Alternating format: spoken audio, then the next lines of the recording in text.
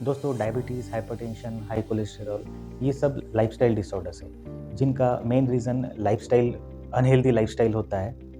इसे एक साथ मेटाबॉलिक सिंड्रोम भी कहा जाता है और इस मेटाबॉलिक सिंड्रोम का जो रूट कॉज़ होता है, वो होता है इंसुलिन रेजिस्टेंस। दोस्तों इसकी वजह से क्या होता है, बॉडी में इंसुलिन के लेवल्स बढ़ जाते हैं, शुगर और बीपी हाई हो जाते हैं। लेकिन इसके लिए हम क्या करते हैं, मेडिसिन लेते हैं और जैसे ही हम मेडिसिन लेते हैं, हमारे शुगर लेवल्स डाउन हो जाते हैं, बीपी डाउन हो जाता है। लेकिन दोस्तों दूसरे दिन फिर से हमारा शुगर, हमारी बीपी जो है वो बढ़ जाती है और फिर से हमें मेडिसिन लेने पड़ते हैं। तो दोस्तों ऐसा क्यों होता है? क्योंकि हमने रूट कॉज़ को ट्रीट ही नहीं किया और इसका जो रूट कॉज़ था वो क्या था? तो अनहेल्दी लाइफ़स्टाइल और आपका डाइट पैटर्न। दोस्तों इसे हम एक एग्ज़ाम्पल के ज़रिए समझते हैं। मान लीजिए किसी को टाइफाइड हुआ है। अब टाइफाइड में होता क्या है? फ़ीवर आता है, लेकिन उसका जो रूट कॉज़ है वो क्या होता है? इन्फेक्शन। वो होता है साल्मोनेला टाइफी का इन्फेक्शन। इसमें जो सिम्पटम है फीवर, इसके लिए दोस्तों अगर हम सिर्फ पैरासिटामोल लेते रहे तो हमारा टाइफाइड कभी ठीक नहीं होगा। तो इसके लिए हमें क्या लेना पड़ता है? इन्फेक्शन को, जो रूट कॉज़ है इन्फेक्शन, उसको ट्रीट करने के लिए हमें एंटीबायोटिक लेना पड़ता है। और दोस्तों इस एंटीबायोटिक का कोर्स भी कितना होता है? 7 डेज़ या 15 डेज़। उसके बाद हमारा टाइफाइड ठीक हो जाता है। तो लेकिन दूसरी तरफ जो डायबिटीज़ जैसी बीमारियाँ हैं, उसमें हमें मेडिसिन्स लाइफ टाइम लेनी पड़ती है। जैसे अगर हम टाइफाइड में सिर्फ पैरासिटामोल ले तो उसे हमें लाइफ टाइम लेना पड़ेगा और उसमें पेशेंट की डेथ भी हो सकती है। इसी तरह से जो डायबिटीज़ है उसमें भी बढ़ी हुई शुगर को कम करने के लिए हम मेडिसिन ले रहे हैं, उससे शुगर तो कम हो रही है लेकिन दूसरे दिन फिर से बढ़ जा रही है। क्यों? क्योंकि हमारा जो रूट कॉज़ है इंसुलिन रेजिस्टेंस और उसका जो रूट कॉज़ है अनहेल्दी डाइट और लाइफस्टाइल, वो हम मॉडिफाई ही नहीं कर रहे हैं, उस पर हम काम ही नहीं कर रहे हैं।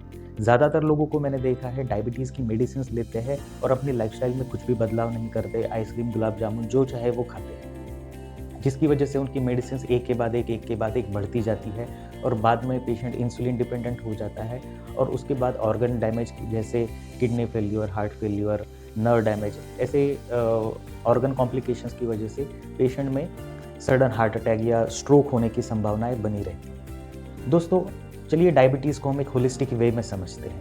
दोस्तों हमारा शरीर जो है वो पंच महाभूतों से बना हुआ है, जिसे हम 5 एलिमेंट्स कहते हैं और जैसे ही हमारे डाइट और लाइफ़स्टाइल की वजह से इन 5 एलिमेंट्स में इम्बैलेंस होता है, हमें बीमारियाँ होना शुरू हो जाती हैं। अगर ये 5 एलिमेंट्स बैलेंस रहते हैं तो हम हेल्दी रहते हैं, लेकिन डायबिटीज़ जैसी बीमारियाँ या मेटाबॉलिक सिंड्रोम्स में क्या होता है, हमारे जो ये 5 एलिमेंट्स है उसमें से जो अर्थ और वाटर एलिमेंट है उसकी क्वांटिटी बढ़ जाती है हमारे शरीर में और जो शरीर में इम्बैलेंस क्रिएट करती है, जिसके परिणाम स्वरूप हमारे शरीर में इंसुलिन रेजिस्टेंस और मेटाबॉलिक सिंड्रोम डेवलप होता है, हमारा मेटाबॉलिज्म डिस्टर्ब हो जाता है। तो दोस्तों ये अर्थ और वाटर एलिमेंट क्यों बढ़ा? इसके बारे में अगर हम सोचें तो क्या सिर्फ फूड की वजह से या लाइफ़स्टाइल की वजह से ये हुआ? तो अगर फूड के बारे में सोचें तो हमारे घर में 5 लोग हैं तो सब लोग वही खाना खाते हैं जो हम खाते हैं, लेकिन फिर भी किसी एक को ही डायबिटीज़ क्यों हुआ? तो यहाँ पर मेरा एक क्यूक्यूएफ प्रिंसिपल है, वो काम करता है। क्यूक्यूएफ क्या है? Quality of food, quantity of food and frequency of food. मतलब आप किस क्वालिटी का खाना खा रहे हैं, प्रोसेस्ड खा रहे हैं या अनप्रोसेस्ड खा रहे हैं। क्वांटिटी ऑफ फूड मतलब आप ज़्यादा क्वांटिटी में खाना खा रहे हैं और फ्रीक्वेंसी ऑफ फूड मतलब आप दिन में कितनी बार खाना खा रहे हैं, बार-बार खाना खा रहे हैं। तो सिर्फ अनहेल्दी फूड ही एक इम्पोर्टेंट रीज़न नहीं होता है, उसकी क्वालिटी, क्वांटिटी और उसकी फ्रीक्वेंसी ये ज़्यादा मैटर करती है। दूसरा वाटर। आजकल हम देखते हैं कि ज़्यादातर लोगों को ठंडा पानी पीने की आदत होती है, अननेसेसरी ठंडा पानी पीना और बेवजह पानी पीना, बिना प्यास के पानी पीना और दूसरा खाना खाने के बाद ज़्यादा पानी पीना।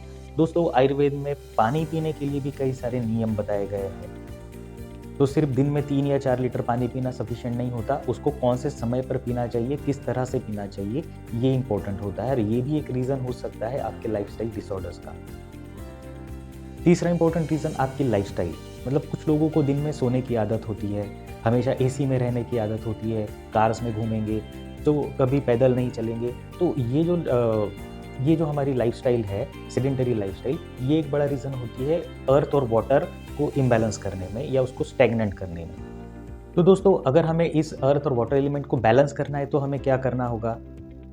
तो इसके जो अपोजिट एलिमेंट्स होते हैं वो होते हैं फायर, एयर और स्पेस, उसको हमें बढ़ाना होगा। तो दोस्तों अगर हमें इन फायर, एयर और स्पेस एलिमेंट्स को अगर बढ़ाना है और हमें 5 एलिमेंट्स को बैलेंस करना है तो हमें क्या करना चाहिए? तो हमें ऐसा थेरेपेटिक डाइट, ऐसा फूड, ऐसी लाइफ़स्टाइल, कुछ मेडिकेटेड वाटर और ऐसे हर्बल टीज़ हमें लेने चाहिए जिससे ये एलिमेंट्स हमारे बॉडी में बढ़े और हमारा 5 एलिमेंट्स जो है वो बैलेंस हो जाए। तो जैसे ही ये 5 एलिमेंट्स का बैलेंस होता है तो हमारी बॉडी में जो ये मेटाबॉलिक सिंड्रोम है, ये जो लाइफस्टाइल डिसीजेस है, वो करेक्ट होने लगते हैं, हमारा मेटाबॉलिज्म रिवर्स होने लगता है, इंसुलिन रेजिस्टेंस कम होने लगता है। नमस्ते दोस्तों, मैं हूं doctor Satish Patil, MD, Ayurveda medicine and diabetics, diabetes consultant, और मैंने अपने पिछले 15 साल के एक्सपीरियंस से अपने डायबिटीज़ के मरीजों के लिए एक डीएचआर प्रोटोकॉल डेवलप किया है, जिससे हमने हमारे सैकड़ों पेशेंट्स को डायबिटीज़ में नेचुरली सिर्फ फूड और लाइफस्टाइल के मॉडिफिकेशन से, सिंपल बिना किसी स्ट्रिक्ट डाइट या हेवी एक्सरसाइजेस के, सिर्फ घर का खाना खाकर वो लोग अपने शुगर को मैनेज कर रहे हैं, नॉर्मल रख रहे हैं। दोस्तों, डायबिटीज़ को मैनेज करने के लिए WHO का एक प्रोटोकॉल है, जिसमें उन्होंने कहा है कि जब किसी को डायबिटीज़ डायग्नोज होता है तो उसे पहले तो लाइफस्टाइल मॉडिफिकेशन पर ध्यान देना चाहिए और उसी के साथ मेडिसिन लेनी चाहिए। अगर आप लाइफस्टाइल को मॉडिफाई करते हैं और उसको ज़्यादा बेटर करते जाते हैं तो आपके मेडिसिन के डोसेज जो है वो कम होते जाते हैं, और इस तरह से आप अपने बॉडी को बैलेंस करके विदाउट मेडिसिन सिर्फ लाइफस्टाइल से भी अपने डायबिटीज़ को मैनेज कर सकते हैं, कंट्रोल कर सकते हैं। लेकिन दोस्तों, होता उल्टा है। जब कोई पेशेंट मेडिसिन लेता है तो वो लाइफस्टाइल को बिल्कुल मॉडिफाई करता नहीं है, और जहाँ पर मेडिसिन कम होनी चाहिए वहाँ पे मेडिसिन बढ़ती जाती है, और बाद में पेशेंट जो है इंसुलिन डिपेंडेंट हो जाता है। दोस्तों, as a lifestyle disorder diabetes में जो मेन ट्रीटमेंट प्रोटोकॉल है वो है लाइफस्टाइल मॉडिफिकेशन, लेकिन आमतौर पर देखा जाता है कि सिर्फ पेशेंट्स 10 से 15 मिनट का कंसल्टेशन कंसल्टेंट से पाते हैं, और उसमें सिर्फ मेडिसिन पर फोकस किया जाता है और पेशेंट को अपने भरोसे छोड़ दिया जाता है, जिसकी वजह से जो मेन रूट कॉज है, जिस पर काम होना चाहिए, लाइफस्टाइल और मॉडिफिकेशन और डाइट, उस पर हो नहीं पाता। पेशेंट मेडिसिन लेता रहता है और जो चाहे खाता रहता है, जिसकी वजह से उसे लगता तो है कि वो अपने डायबिटीज़ को मैनेज कर रहा है, लेकिन अंदर ही अंदर उसकी डायबिटीज़, उसका जो शुगर है वो अनकंट्रोल रहता है और उसकी मेडिसिन के डोसेस बढ़ते जाते हैं, जो कि होना उल्टा चाहिए था। अगर वो लाइफस्टाइल को मॉडिफाई करता तो उसके डोसेस कम हो जाते, और जैसे उसकी लाइफस्टाइल रूटीन हो जाती, नॉर्मल हो जाती और उसकी शुगर बैलेंस हो जाती, तो उसके मेडिसिन बंद हो जाते, और यही WHO का प्रोटोकॉल है। दोस्तों, इसमें मेन प्रॉब्लम ये है कि लाइफस्टाइल मॉडिफिकेशन करना ये 10 से 15 मिनट के कंसल्टेशन का काम नहीं है। इसके लिए चाहिए कंसल्टेंट का डेडिकेशन और उसका टाइम, उसका कंटिन्यूस सपोर्ट एंड उसकी मॉनिटरिंग कि पेशेंट अपने मॉडिफिकेशंस को, डाइट और लाइफस्टाइल के मॉडिफिकेशंस को फॉलो कर रहा है या नहीं, इसको मॉनिटर करना। तो कंसल्टेंट्स के पास इतना टाइम होता नहीं है, जिसकी वजह से पेशेंट्स जो है अपने भरोसे छोड़ दिए जाते हैं और वो लाइफस्टाइल को मॉडिफाई कर नहीं पाते।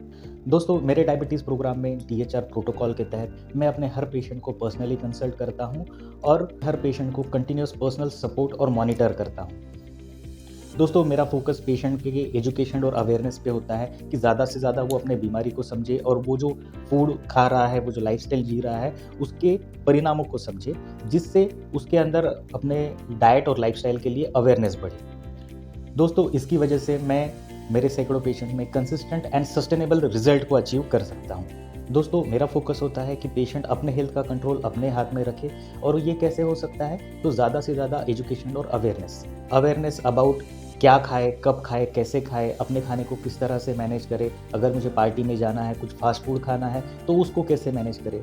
तो दोस्तों, डायबिटीज़ में आपको क्या लगता है कि आपको अपना फेवरेट फूड छोड़ देना होगा?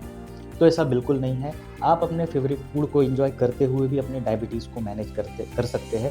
बस आपको ये समझना है कि आपको आपका फूड जो है वो कब खाना है, कैसे खाना है, कितनी क्वांटिटी में खाना है, इवन कैसे बनाकर खाना है। मैं अपने पेशेंट्स को सजेस्ट करता हूँ जो नॉन वेजिटेरियन होते हैं और वो नॉन वेज छोड़ नहीं सकते, तो उनके लिए कौन सा नॉन वेज अच्छा रहेगा, कौन सा मीट अच्छा रहेगा। तो एक छोटी सी टिप है जो मैं मेरे पेशेंट्स को देता हूँ कि डायबिटिक पेशेंट को अगर मीट खाना है तो उसे बर्ड मीट, मतलब चिकन, ये उसको प्रेफर किया जाता है, और वो भी कैसे पकाना है ये भी उसमें ज़रूरी होता है। तो चिकन खाना है तो उसे भी रोस्ट करके खाना है, ना कि उसको बॉईल करके। तो इससे क्या है, उसके मेटाबॉलिज्म पर लोड नहीं आता, और जिससे उसका मेटाबॉलिज्म जो है वो मेंटेन रहता है। तो दोस्तों, आपको डायबिटीज़ मैनेज करने के लिए आपका खाना छोड़ने की ज़रूरत नहीं है, ज़रूरत है बस उसे मैनेज करने की नॉलेज और अवेयरनेस से।